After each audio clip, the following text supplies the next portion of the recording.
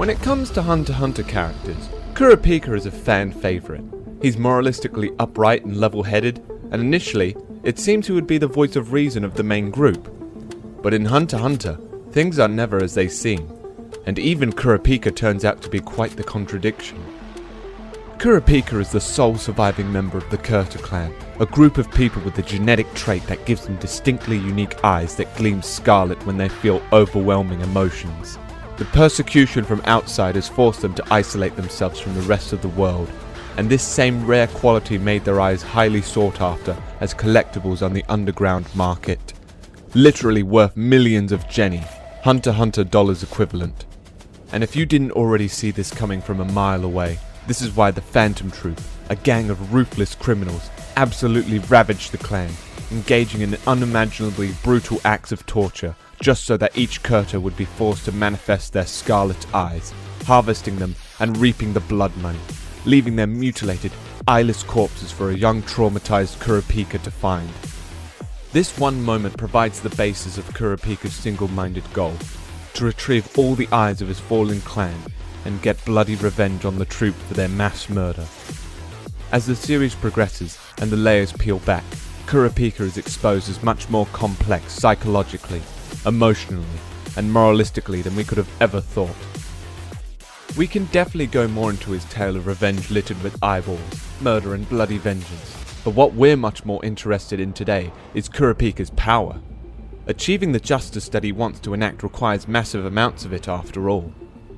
In the world of Hunter x Hunter, Nen users are among the elite, the superhuman, the most powerful individuals in the world, and as fate would have it, all the Phantom Troupe members happen to be Nen users.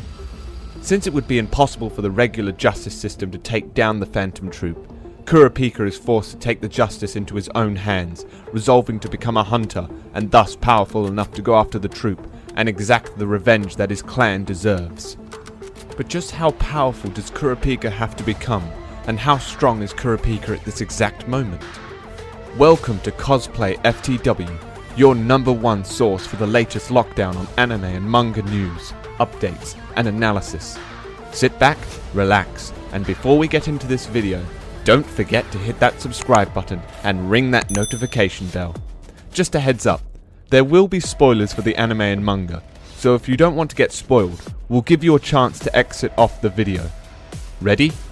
Let's get into it. Though it is difficult to gauge the true strength of Hunter x Hunter characters, especially ones whom we haven't seen in battle since the York New arc, we'll do our best anyway.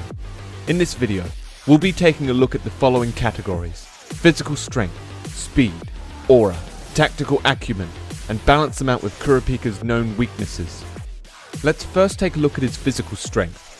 Like many of the strongest characters in Hunter x Hunter, Kurapika is already ahead of the curve physically. Still, the most underestimated parts of Kurapika's battle power are easily his physical strength and base stats. The reality is, Kurapika is both powerful and agile, experienced in hand-to-hand combat and with weapons, having proficiency with boken, throwing knives, and shuriken. He carries a switchblade, though mostly for intimidation, and more recently, he's added a handgun to his extensive arsenal. However, after the development of his Nen, he becomes less inclined to use the majority of his weaponry. Before the series events, Kurapika was able to physically overpower 3 grown men while he was still a child with the help of his scarlet eyes, which gave him a huge physical boost in power when manifested. And again, we see his extreme strength when during the Hunter exam he knocks Majitani out cold, a cowardly imposter masquerading as a member of the Phantom Troupe. But even without his scarlet eyes, he was able to run 80 kilometers having little trouble keeping up with the examiner, Sautos, showing his impressive stamina. And even though the latter was not fighting seriously, Kurapika was skilled enough to keep up with and take hits from the likes of Hisoka, something even Gon had trouble doing. And all this before learning Nen. In terms of speed, Kurapika has preternatural reaction times. He is shown to be able to deflect a bullet with his chains easily. He was able to move 26 meters in a half second. Going back to his fight with Yovogin, the fact that Kurapika could hit Yovo multiple times without the latter reacting in time speaks to his overwhelming speed. which would definitely make him difficult to deal with. As an enhancer, Yovagin gained an increase in strength, durability, stamina and speed. Frankly, it's pretty crazy that Kurapika was able to keep up with him. When it comes to durability, we need to mention Kurapika's ability to walk away from Yovagin's Hatsu, Big Bang Impact, with just a broken arm, an attack which left a massive crater in the ground beneath them, comparable to the crater left in the wake of one of Menthuthu Yupi's blasts. Bear in mind, Yuvo is the physically strongest member of the Phantom Troupe, and among the most powerful enhancers in the series. This attack also proved negligible in the end, since Kurapika immediately healed the damage afterward. During this same battle, Kurapika was even able to harm Yuvo's bulletproof skin with his bare hands. Further, we've seen that Kurapika can move at least 4 tons, using the 4-ton gate at the Zoldix family estate for reference, a feat managed without activating his scarlet eyes. We assume he can take on a great deal more weight now, long after the Hunter exam arc, but as we have no in-series evidence, we can't confirm just how much weight he'd be able to move. Though impressive, Kurapika is physically outclassed by quite a few other characters. We know for sure that he would not be able to defeat Netero, nor the Chimera Ant Royal Guards, or of course, Meruem. Based on ranking alone, he's also outclassed by Bisky and Hisoka. Crollo bests him in ranking alone, but we've seen Kurapika get the best of him before, due to Kurapika's specific Nen abilities and conditions set upon them. Razor, Kite, and Morel also rank higher according to the stats, but this is also where things get a bit more complicated, as many more characters are introduced when Kurapika is off screen, never to be seen again until the midst of the election arc, and at this point, Kurapika's statistics, time-stamped at the York New arc, seem painfully outdated. We're incredibly inclined to believe that Kurapika is far stronger than the likes of Suzgara and Leol, who tied with him in overall rank. Kurapika is far from weak, but his special abilities definitely take him over the top, particularly his combined bloodline and Nen abilities, and this is where the greatest strength lies.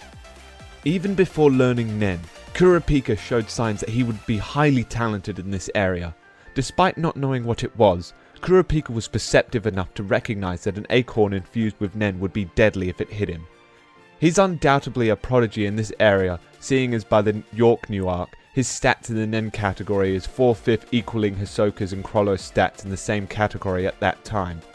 A water divination test reveals Kurapika to be a conjurer, though he would have preferred to be an enhancer. His Nen affinity makes it so that he can achieve 100% proficiency in the conjuration category, 80% in the transmutation category, 60% in the enhancement and manipulation categories, and a paltry 40% in the emissions category. For his conjuration training, Kurapika admitted to visualizing chains, drawing thousands of sketches of chains, feeling them with his eyes closed, looking at chains, smelling chains, listening to chains, and tasting chains. Even for intense visualization exercises, the latter seemed a bit much. But the result is evidently worth it, seeing as Kurapika's conjured chains can easily smash through rocks and bind the likes of Yuvo with access to all of his raw physical strength, and whom even a tank-destroying bazooka couldn't even scratch. Despite conjured Nen constructs being unable to surpass their human limitations, Kurapika's comes pretty damn close. He is again differentiated by his scarlet eyes, which gives him access to 2 Nen affinities, not only conjuration, but specialization as well, making him the only known character in the entire series who falls under 2 Nen categories. As a specialist, he can activate an ability called Emperor Time. In addition to the massive physical boost in strength and stamina, he becomes more adept within every other Nen category. Since Kurapika's chains already use other forms of Nen, this state increases their effectiveness across the board. However, Emperor Time is not an ability that he can abuse, as every second he spends in this state shaves an entire hour off his life. Let's get into his Hatsu, which manifests as 5 Nen abilities through the chains from his right hand. The first is Holy Chain. The chain on his thumb can heal wounds, an enhancer ability. While Kurapika's eyes are scarlet, this chain instantly healed his broken arm within seconds. The second ability is Chain Jail. The middle finger chain can wrap around a target and restrict their movements while also forcing them into a state of zetsu. The target's only means of escape would be through sheer brute force alone. This ability has conditions set upon it to increase its effectiveness, but also comes with a strict limitation. If Kurapika uses this ability on anyone who isn't a spider, Kurapika will die. This potentially sets up an interesting dynamic. This technique is OP against the spiders and can also be used on them, but the Phantom Troupe seems to rotate in new members regularly, and thus far we know of one who left. We've yet to see what would happen if the technique were to be used on a former member, but the series could possibly present us with that scenario in the future. The third ability is this dowsing chain. The chain on his ring finger can be used to track down and locate things, with the sphere-shaped weight on the end pointing towards whatever Kurapika is trying to find. This chain can also be used kind of like a makeshift lie detector. Kurapika admits to the ability's mechanism not being entirely clear, but states that he can unconsciously perceive minute changes in the target that would otherwise go unnoticed. This technique works only when he is directly in front of a target and best in a one-to-one setting. With Emperor Time active, Kurapika can circumvent even this limitation and detect the truth or lies of an individual through a video recording, as long as he has met the target beforehand. But dowsing chain's lie detector isn't infallible. For example, this technique will fail on a target with altered memories, who isn't aware that they are telling lies. The fourth ability is Judgment Chain. The ability from the chain around Kurapika's pinky finger will only activate while Kurapika's eyes are scarlet, showing that this is a specialist ability. The chain will pierce through the target's chest and bind their heart. Kurapika can set two conditions that the target must follow, and if they don't, the chain will crush their heart, killing them instantly. There is no limitation on who this ability can be used on. He used this powerful ability on Uvo, who was killed by it when he refused to betray the spiders. Once again, Kurapika uses this ability on Crollo, setting conditions upon him that make it impossible for him to use Nen ever again, at least until he is able to get Kurapika's Judgment Chain exercised. The last and newest addition to Kurapika's power is his Steel Chain, a two-part ability. The chain on Kurapika's index finger features a syringe at the end. If a target is stabbed with Steel Chain, their aura is drained, forcing them into a state of Zetsu. After he has drained someone's Nen, Emperor Time will automatically activate. This informs us that this is undoubtedly a purely specialist technique. The person's Hatsu, if they have one, will be available for Kurapika to use just once. Additionally, Kurapika can stab another target with Steel Chain, giving them access to the power instead. A non-Nen user will have their aura nodes open, allowing them to use Nen as a side effect. Stealth Dolphin will manifest, giving Kurapika all the information he needs to use the gained Hatsu effectively. The Dolphin can also counsel the user Kurapika passes the ability to, and will use the Hatsu itself when given the order by the recipient of the loaned ability. When Kurapika, or someone he has loaned an ability to, activates the Hatsu, it is fueled with the aura that Steel Chain took from its owner, ensuring that it will be used with its original power, regardless of the Nen affinity of the borrower. Once the ability is used, the original owner's aura and Hatsu will return to them. If the power to steal powers reminds you of Crollo's bandit secret, it is similar. In fact, when Izunave encouraged him to think of a technique that could benefit his comrades, Kurapika might have considered the specialist troop leader's ability, likely being one of the only other specialists he knew, and intimately at that since Kurapika shut down Crollo's ability to use Nen. This might have been what inspired him to develop something similar, but that's all speculation. Kurapika's new ability does differ from Crollo's in several ways. Kurapika has the flexibility of bestowing the gained Hatsu on another person. Further, he doesn't have an extreme amount of conditions to meet before borrowing the ability. He's only required to pierce the target with Steel Chain. Unlike Crollo though, Kurapika can only hold one Hatsu at a time, and once used, it won't be available to him anymore. Also, it's a time-limited technique, seeing as Kurapika will enter Emperor Time for as long as it takes for the Hatsu to be used, and on the basis of being unable to withstand being in Emperor Time for extended periods, he'll eventually faint. If he's lent a target Hatsu to someone else, the borrower of the ability would faint simultaneously. Overall, this newest addition to his armament is pretty versatile, and we can't wait to see the ways he'll use it in battle in the current manga arc. And sure, Kurapika's new ability might lack the property of both rubber and gum, but maybe he'll steal that ability too. Additionally, Kurapika can use Ten, Hatsu, Re, Gyo, In, En, Shu, Ko, Ken, and Ryu as all high-level Nen users. In the sphere of analytical thinking and tactical acumen, Kurapika is hands down one of the most intelligent and talented characters. Aside from being book smart, he is also considered by others to be a genius and an advanced strategist. And his analytical mind is so sharp, he had other characters wondering if he could read minds. Kurapika easily sees through the tests of the Mafia in the York New City arc. He outwitted Crollo Lucifer, another one of the most cerebral characters in series. And in the Succession arc, he was smart enough to suspect there was a mole among the Zodiacs, and correctly determine who the informant is. Kurapika is formidable, but he still has more room to grow, so let's explore some of the qualities that prevent him from being even more of a beast in battle than he already is. According to Crollo, Kurapika's most exploitable weakness is his loyalty to his friends, but that's a given coming from a complete psychopath. Speaking from a more objective standpoint, Kurapika has an issue tempering his emotions regarding his clan and the Phantom Troupe, and it's understandable with his past being so traumatic. Unfortunately, he becomes much more reckless and brash when dealing with the troupe, or when his mission concerning the Kurta is mentioned. Even benignly, he actually threatens the Ox Zodiac when Mizai asks about Kurapika's goal to reclaim the eyes of his Kurta brethren. His eyes glow red, and he warns the Zodiac to choose his next words wisely, completely resigned to the battle if the Zodiac says something he doesn't like. Kurapika even admits to barely being able to control himself when he sees an actual spider. But then again, that probably isn't all that unreasonable. His second notable weakness is found in his special ability, Emperor Time. When active, its benefits come at the steep cost of extreme burden on his body. The most time Kurapika was able to endure in Emperor Time was a little over 3 hours, and this caused him to faint, suffer a high fever, and wake up 9 hours later. And for those who forgot, each second of Emperor Time being active shaves off an hour of his life.